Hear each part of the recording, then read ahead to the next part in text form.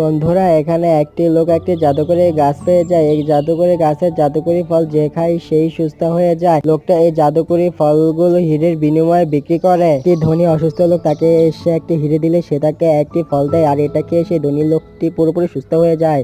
ধনী লোকটা সুস্থ হয়ে দৌড়ে চলে যায়। তারপর চলে আসে একটি ধনী বৃদ্ধ মহিলা, সে এসে তাকে একটি হীরা দেয়। ফিরে পেয়ে লোকে তাকে একটি ফল দেয়, সেটা খেয়ে সে তার সৌন্দর্য ফিরে পায়।